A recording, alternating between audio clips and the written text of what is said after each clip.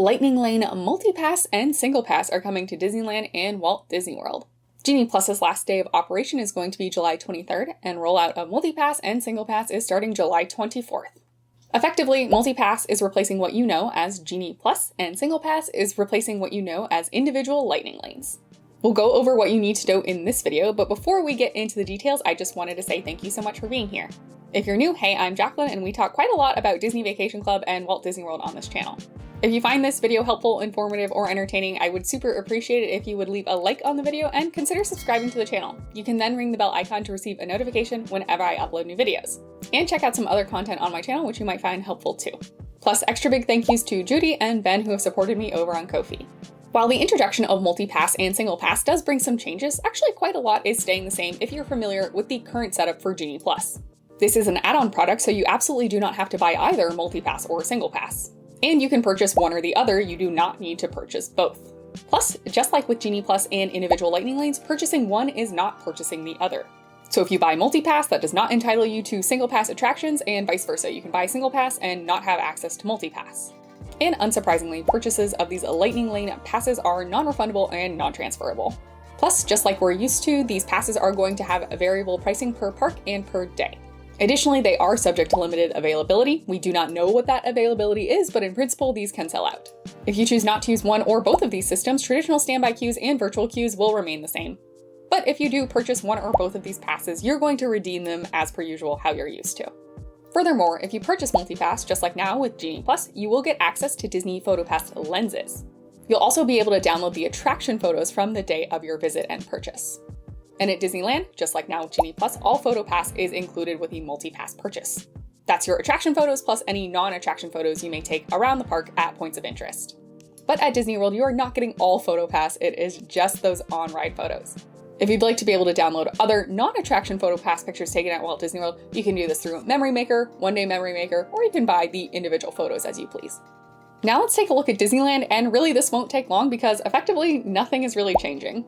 Multi-Pass and Single Pass are just a naming rebrand. The functionality that you're used to with individual Lightning Lanes and Genie Plus is going to stay the same. If you stick around in this video and hear more about the changes at Walt Disney World, most of those things are not going to apply to you at Disneyland. If you purchase Multi-Pass, you will not be able to make pre-arrival bookings, and you are still going to be forced into taking the next available time slot. You won't get to pick your arrival window. And just like now with Genie Plus at Disneyland, you can purchase Multi-Pass as an add-on to your ticket or the same day. That might be unfortunate news for any of you Disneylanders who are looking forward to changes to Genie Plus. It's pretty much staying the same for you. Over at Walt Disney World though, we do have some pretty meaningful differences, and we'll start by talking about Multi-Pass. If you remember FastPass Plus, Multi-Pass is pretty much that, except for one, it's a paid service instead of being free, and two, there are no re-rides. Once you redeem a Lightning Lane Multi-Pass at a specific attraction, you will not be able to book another Lightning Lane Multi-Pass for that same attraction. Of course, as long as it utilizes a standby queue, you can wait in the standby queue to go on it as many times as you want, but just one Lightning Lane Multi-Pass per attraction per day. One of the biggest changes of Multi-Pass compared to Genie Plus is there is now pre-booking.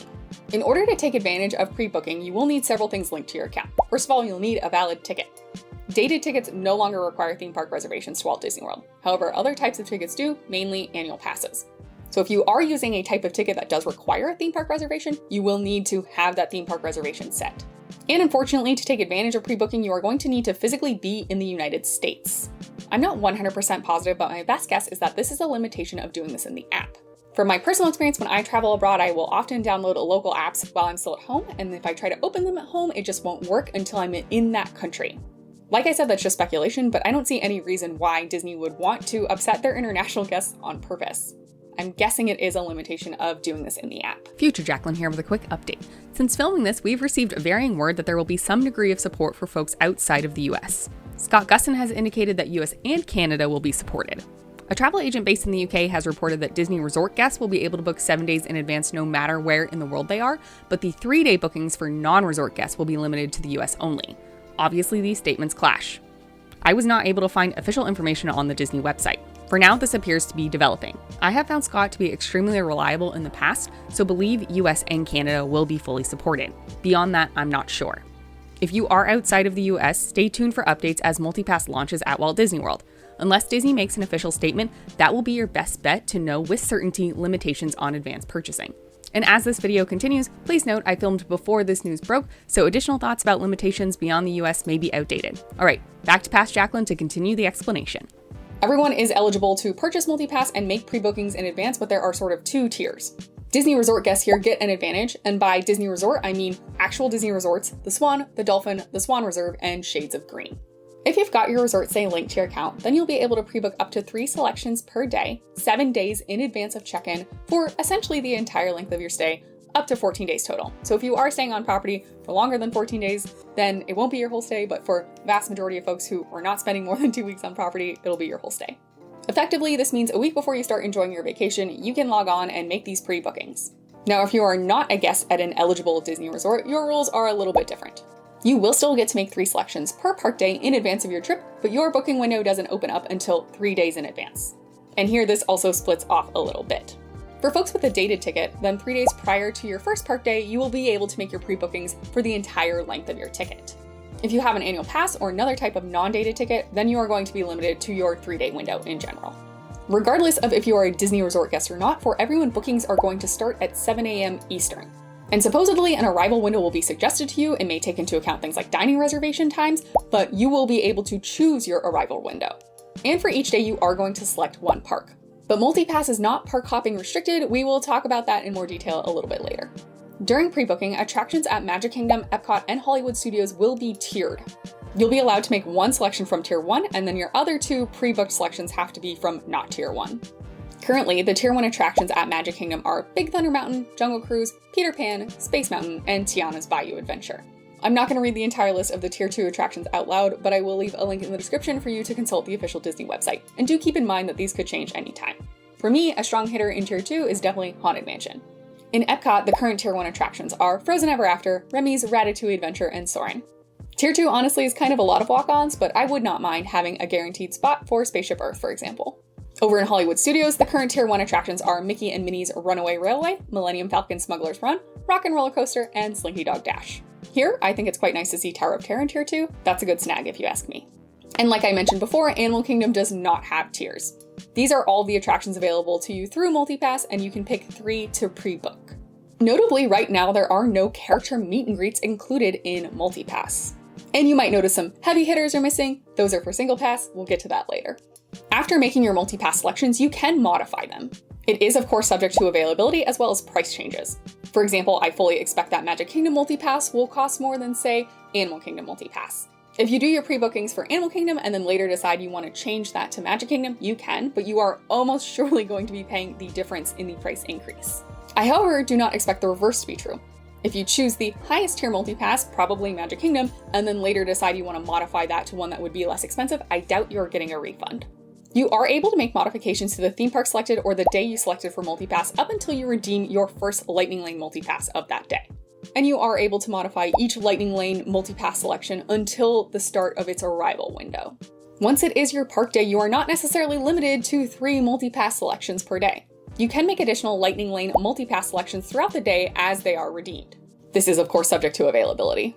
For example, let's say you have your 3 pre-booked Lightning Lane MultiPass selections. Now it's park day and you go and redeem your first. As soon as you redeem that, you can go ahead and use the app to book another Lightning Lane MultiPass selection. Essentially, this means you can always be holding 3 Lightning Lane MultiPass selections. In the current Genie Plus process, there is in fact a way to hold multiple Genie Plus Lightning Lane redemption times. This is often referred to as stacking, and there is a 120-minute cooldown period. You make 1 Genie Plus selection, and then you either redeem it and you can book your next, or you can wait 120 minutes to book another one, and then create a stack. For the new Lightning Lane MultiPass product, there is no more stacking. You just basically always get to hold 3, subject to availability. Additionally, tiers do not apply to same-day selections. Let's say you pre-booked 3 attractions at the Magic Kingdom: Big Thunder Mountain from Tier 1, Haunted Mansion, and the Mad Tea Party. As soon as you redeem your first, you can go ahead and make another selection.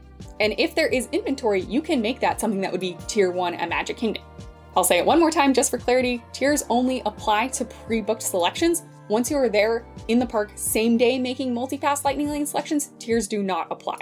Additionally, any subsequent MultiPass Lightning Lane selections can be for any park so long as you have a valid park hopping ticket. Again, working from that same example where you've done your pre-bookings at Magic Kingdom, as soon as you have redeemed your first, you can make another Lightning Lane multi-pass selection, and that does not have to stay at the Magic Kingdom if you want to start using it for park hopping. But again, of course, this is subject to availability of the attractions that you want to make selections for.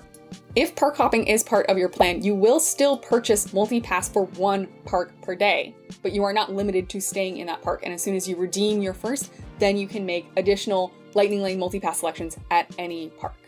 It'll be interesting to see how strategy for this evolves over time as we all actually use the system and learn more about what sells out quickly and what doesn't. That was your overview of changes for the multi-pass product if you're currently used to Genie Plus. Now let's talk about the single pass product. Again, this is basically your individual Lightning Lane replacement.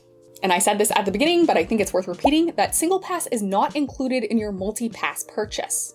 Lightning Lane access to single pass attractions is only available through purchasing single pass. You can still pre-book Lightning Lane single pass in advance, and the eligibility is the same as multi-pass, so I won't go over that again. And you are able to book up to 2 single pass experiences per day, and these do not have to be at the same theme park. Currently, the single pass attractions at Magic Kingdom are Seven Dwarfs Mine Train and Tron. In Epcot, it's Guardians of the Galaxy Cosmic Rewind. In Hollywood Studios, it's Star Wars Rise of the Resistance, and at Animal Kingdom, it is Flight of Passage. If you do not want to purchase single pass for these attractions but still want to ride, the standby queue and/or virtual queue is still going to be in place. Here's the biggest takeaway at Walt Disney World for multi-pass and single pass. In both cases, these are available to pre-book either 7 or 3 days in advance. And ultimately, you are allowed to hold up to 3 multi-pass Lightning Lane selections at one time, plus 2 single pass selections per day. I'm sure opinions on this are pretty mixed, but I've tried to lay out a few obvious pros and cons. The first biggest change that I think a lot of people will see as a benefit is that there is now pre-booking. This brings back an aspect of FastPass Plus that a lot of people enjoyed. You can essentially guarantee yourself 3 rides per day, and you can deal with it before you even leave on vacation. A common complaint about Genie Plus was that it was all day of, so you really had to be on your phone that morning making your plans, and honestly on your phone throughout the day to make your plans. You still will be on your phone throughout the day to some extent if you want to continue to utilize multi-pass Lightning Lane, but maybe it'll be less cumbersome. Additionally, you can hold up to 3 Lightning Lane multi-pass selections at one time. This means you no longer have to keep track of a time for stacking Genie Plus selections. You can simply always carry 3. I think it's a lot more streamlined than the current Genie Plus system. In terms of obvious cons, some people will not like the fact that they have to do pre-booking. Technically, you don't have to do pre-booking, you could buy it and just do it day of, but if you want to get the most out of it, pre-booking is your best bet. Additionally, having some inventory go to pre-booking means there necessarily will be less inventory for the day of. We're not sure how that will affect lines yet. And as I pointed out earlier, you have to be in the US to do this. That really won't matter for same day because of course you will be in the theme park, but for the pre-bookings, that's going to be a big bummer for some people. I'm filming this on June 27th, and as of right now, there is a lot we still don't know.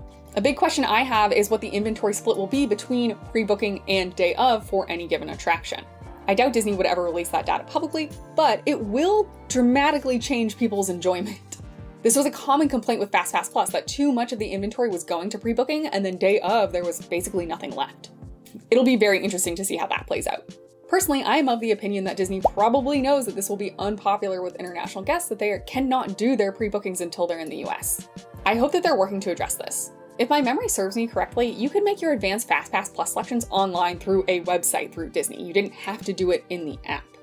I'm not too sure why that hasn't been built out yet for MultiPass. That's the easiest and simplest solution in my mind, is just make a website for this. I also think it's very interesting that character meet and greets are not currently included. My personal hypothesis is that will not last very long. You certainly add value to the product if character meet and greets are included, at least the character meet and greets with the infrastructure for this already, and there are plenty that already have a Lightning Lane.